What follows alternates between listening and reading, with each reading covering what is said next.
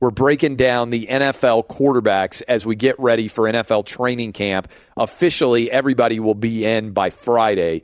These are like the 10 guys that I'm going to go through, and I want your opinion. I'll give you my opinion as well. I want to treat them as stocks. Would you buy or sell the stock in these 10? I would say we have really no idea what the future is going to carry forward for these 10. Buying or selling on these 10 NFL starting quarterbacks. And I'm going to start buy or sell with Jared Goff. And I think that reaction is the one that a lot of people listening right now have too.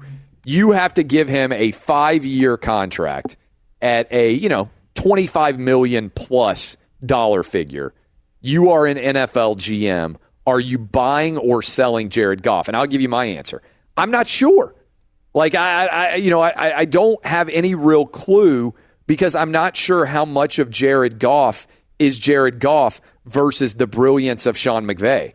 So I'm ambivalent right now. At times he's looked incredible, but I wonder how many quarterbacks that Sean McVay could do this for.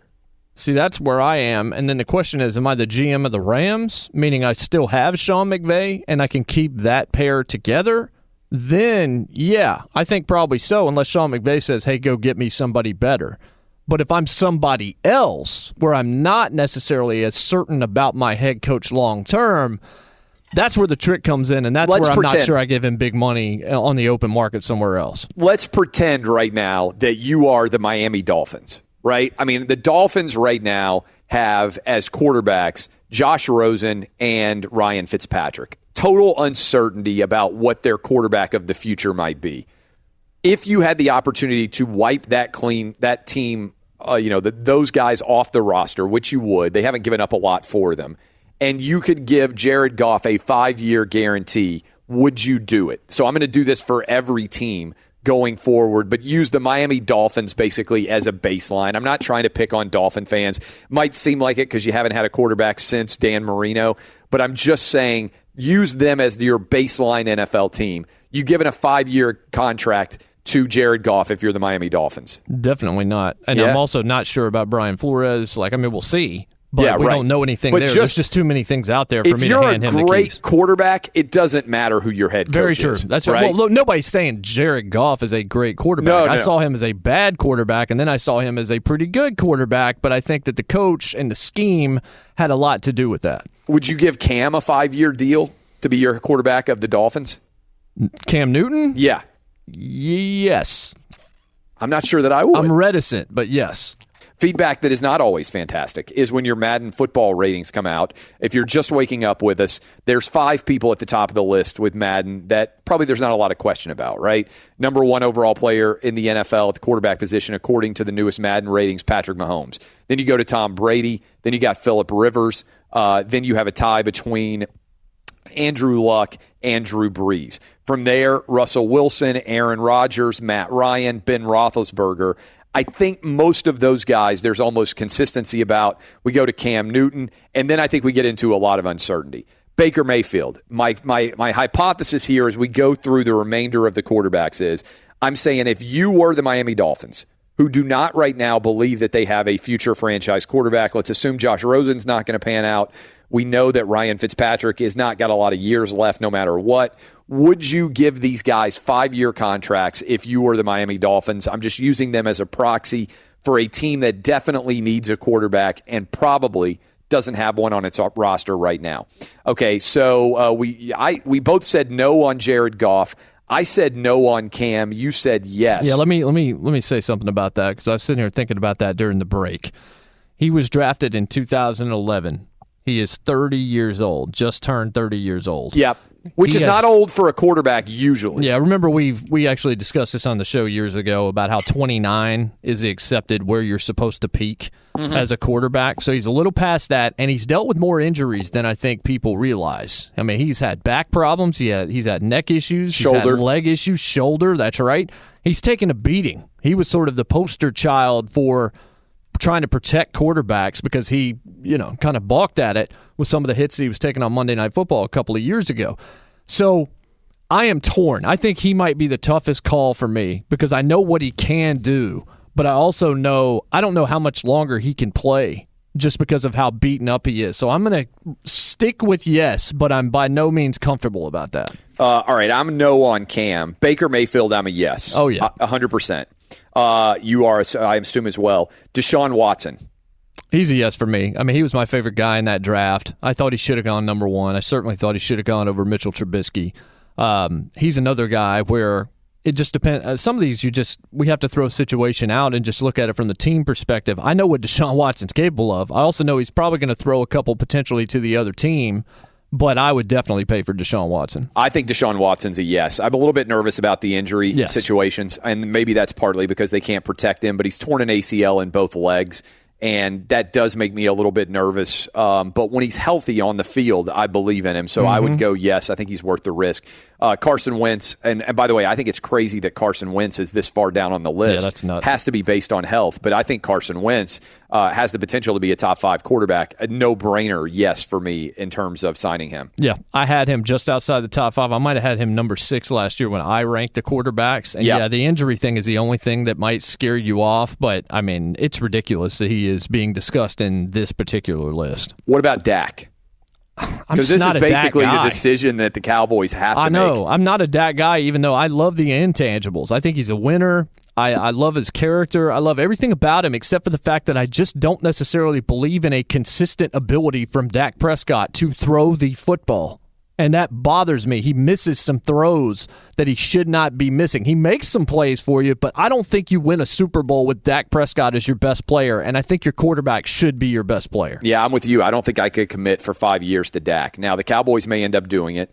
They got controversy with Ezekiel Elliott. They're going to have to decide what to do with Amari Cooper. In Jerry Jones's fevered dreams, I think he wants it to be Aikman, Irvin, and Emmitt Smith all over again. I'm just not sure that trio has it put together, and I'm certainly most leery of the comparison between Dak and Aikman, honestly.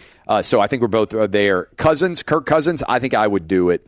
I understand that Minnesota Viking fans are probably rolling their eyes, and Redskins fans certainly would love to be in this position. We could have, by the way, picked the Washington Redskins almost as easily as we picked the Miami Dolphins, but they did draft Dwayne Haskins, so they've at least got a young draft pick there. Would you give 5 years to Cousins? Yes, I don't feel grand about it. He made my top 5 list last summer of the most overrated persons in all of sports, and that overrated sounds like a slight. It doesn't mean they're bad. It just means they're not worth – their hype outsizes what they're actually going to be able to do for you. I think Kirk Cousins can be great. He's another one that's a little bit inconsistent for me. I didn't love the signing. I mean, I know why Minnesota signed him, but I thought they paid him more money than he's actually going to be worth in the end. So I'll say yes because I don't know how many better guys you could find than Kirk Cousins, but I also don't think if you bring in Kirk Cousins to my Miami Dolphins that we're going to be winning a Super Bowl. Derek Carr. It's tough. It looked like he was on some kind of trajectory he right would up have until been the that Christmas Eve. Until he broke his leg. Yeah, same day as Mariota broke his leg. I would say no. I just don't know enough at this point, and I have not been particularly impressed with him since he came back. He also seems to be a little bit soft when it comes to his character in terms of being able to take criticism and things like that. I just don't know on that one. I'm torn on that one too. I might say yes on the right day. Today I'm going to say no. I think I would say yes, but that might be buying into the hype about what he's going to do this year. Right now, I think there's probably not enough evidence. I think there's a lot of Raider fans who said, hey, we already bought this meal, and I'm not sure we're getting a great gig on it, a great deal on it. So I would kind of very nervously say yes. Andy Dalton, I'm betting both of us say no. Definitely not. I still can't believe. It's like, how long are the Cincinnati Bengals just going to continue to trot him out there to win them 8 games? Well, I think it's the quintessential. He's the Tyrod Taylor here. I think it's the quintessential you're afraid of being worse, right? Like if you're right around that middle ground, I think Andy Dalton is somewhere around the 16th to the 22nd best quarterback in the NFL, agreed. Right? And you're afraid that if you let him go, you're going to have the 28th or 29th or 30th or 32nd best quarterback. Great, but you need to bottom out so that you can be at the top of the draft and actually find an Andrew Luck or a Trevor Lawrence or whoever it is that you like, a Justin Herbert, whatever it is. Like Andy Dalton makes you just good enough to make it hard to replace him. All right, Mariota can't do it. Nope. Can't do it right now. Nope. What about, and I'm kind of surprised he's this far down on the list. He's actually below Mariota and Andy Dalton. What about Matthew Stafford? man, Matthew Stafford's arm talent is outrageous. Yep. I mean, just outrageous. And I think he's a good locker room guy. But at his age, that one's really, really tough. Like, I could sit here and debate that 5 minutes. I think I might pay him. I think I probably would. Still has not ever won a playoff game. No. I think it's like 40 some odd years since, maybe 50, since the Detroit Lions even won a playoff game. Am I right about that? I'm looking it up right now. Look at it. It's been, I mean, Barry Sanders, I don't think they ever won a playoff game with Barry Sanders. Well, I can tell you, as of May the 23rd, they had not won a playoff game in 10,000 days. It's a lot of days. But my wife is from Detroit, so I remember looking this up. There was a fun roster of how long it's been since you won a playoff game, and it's amazing how many different teams had been almost forever. So you can keep looking that up if you can find it right now. Here it is. Yeah. January the 5th, 1992. Okay, they did win Dallas. one in 92. All right. So that's not that far. I mean, what is that? And 92 doesn't sound that old to me when you say it, but now that's almost 2020. Yeah, we're old, I mean, bud. 27 years? Yeah, it's been a minute. It's been 10,000 days. It's been, 2012. Yes, it would have. I'm terrible at math, but yes, that's right, 27 years. All right, so I said 40. It's actually been 27. All right, what about Garoppolo? Yes.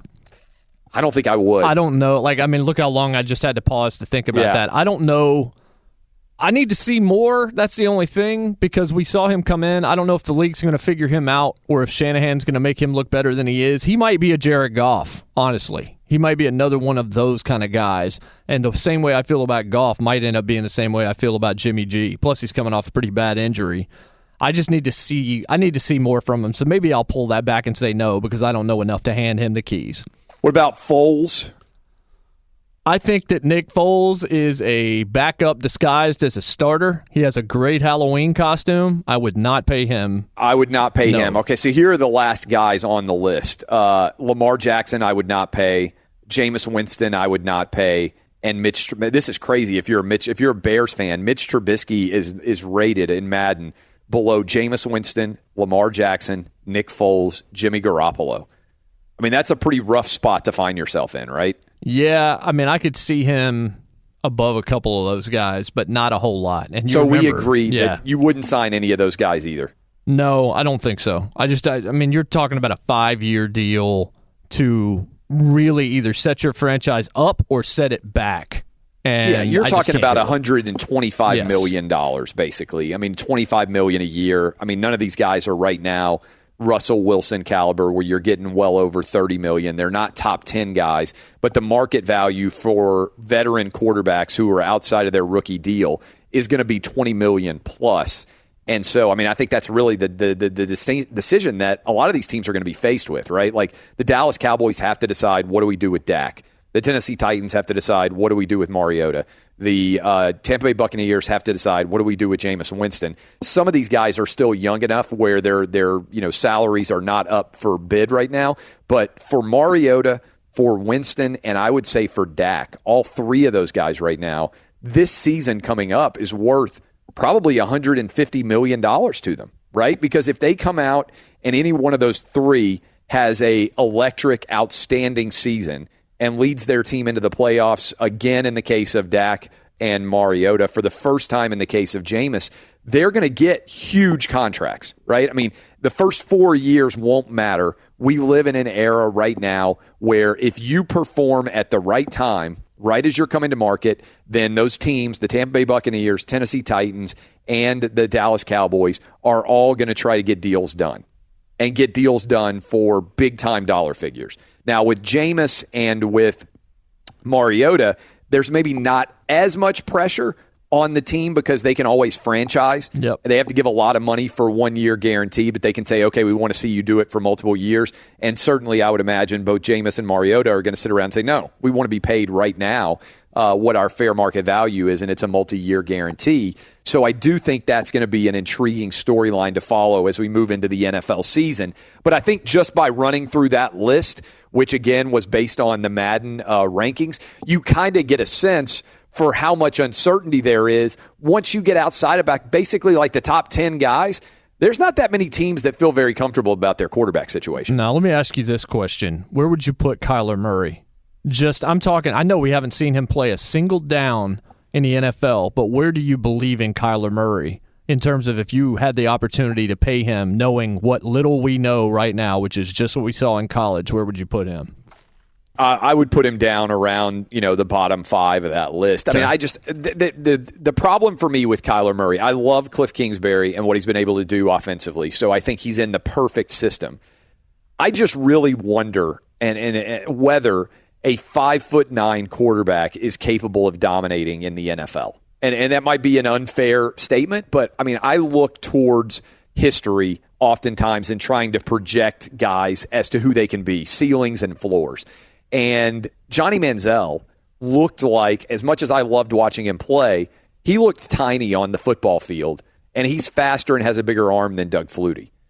And Johnny Manziel's substantially bigger, I think, than Kyler Murray. Now, he may not have had the perfect system, certainly with the Cleveland Browns. He certainly did not have the best coach, but it's just hard for me to believe that he's going to be outstanding. But it's a good question.